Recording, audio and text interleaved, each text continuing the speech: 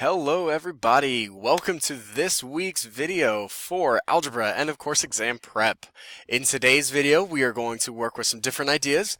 Today we're going to be given a graph and we're going to interpret it in various ways and make sure we can answer a few short answer questions on it. So when we work with these problems, one of the things we always want to start off with is interpreting the graph ourselves. So let's look at number 16. It says two freight trains are traveling to Columbus, Ohio. A graph is shown representing each train's remaining distance to Columbus over time. As you can see, here's the graph, but we got to interpret every part. The top, the very important title, is just two trains traveling to Columbus. Now also look over here on the left-hand side. Distance from Columbus, Ohio in miles. That means these numbers here represent 200 miles, 400 miles, 600 miles, and so on from Columbus. That would be the distance of the train from Columbus. Now along this side, the x-axis, we see all these different times listed. So it says at 6 a.m., this red train, which would have been train B, is 1,200 miles from Columbus. If we go out now to maybe 10 a.m., you can see the same thing. The red line, the dotted line for train B, is still 1,200 miles. Now the key down here tells us that two different trains are plotted. This blue line is representing train A. This red dotted line is representing train B. So now we've taken a little bit of time just to try to wrap our heads around this graph. Let's see if we can answer some questions. And we can kind of use our tunnel vision a little bit, and I'm going to just mask this part of the question here.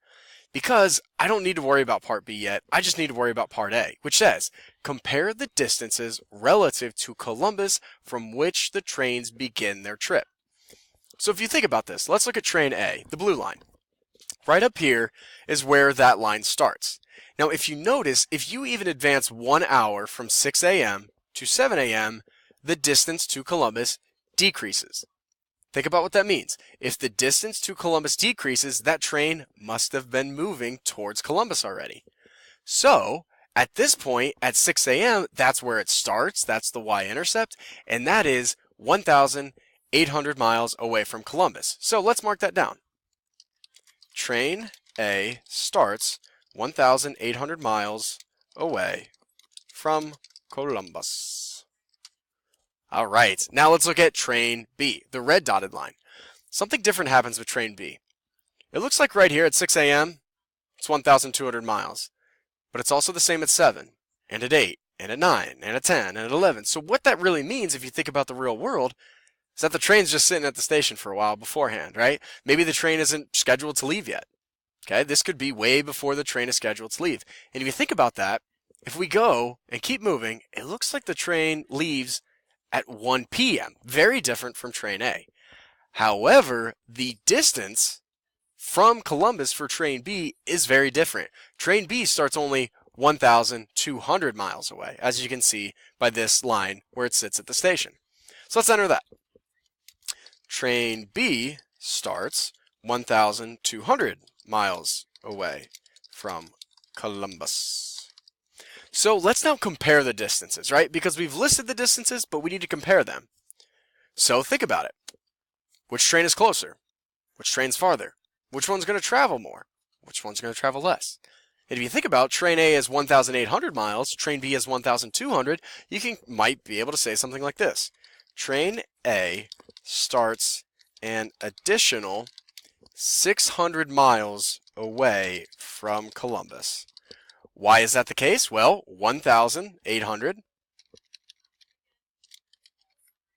minus 1,200 equals that 600, that additional distance. So that's just some things you can list just for part A. You've compared the distances, train A starts farther away, and you can list exactly how far. Now, let's look at B. Let's use the tunnel vision again, and let's hide the masking from the question A. Now it says, Tom claims both trains traveled at the same speed over a certain interval. Some interval, it's a certain one. But Sarah claims that both trains traveled at different speeds the entire time. Justify which claim is correct. So let's look at what Tom says. Tom says that there is some amount of time where these trains are traveling at the exact same speed. Think about speed now. That's the topic of this question. Speed, rate, lines might show a slope. Do the lines have the same slope on a certain interval? Now let's look at what Sarah said. Sarah claims that both trains traveled at different speeds the entire time. Okay? Now we can agree that between these times, the trains are traveling at different speeds. Specifically because train B isn't traveling at all, and train A is traveling at a certain speed. But, while it is different there, let's look what happens from 1 p.m. to 6 p.m. If you look at those two lines, check out what they have in common. They have the same slope. They are parallel lines, which means the trains have the same rate. So let's think about the claims now. Tom claims that both trains traveled at the same speed over a certain interval. Didn't say which interval, just some interval. Sarah claims that both trains traveled at different speeds the entire time. Sarah's not correct, because Sarah says that this is not the same speed, when clearly we can see that those are traveling at the same speed. So, let's explain that now. Part B says, justify which claim is correct. Tom is correct. Both trains are traveling at the same speed between 1 p.m. and 6 p.m. Now that's all well and good, but how did we know that?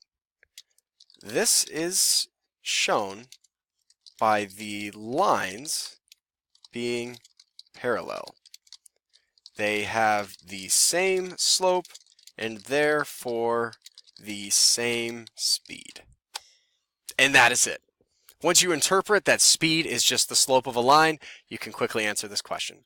So that right there, I will scroll down so we can see all the questions. I'm going to move myself up here.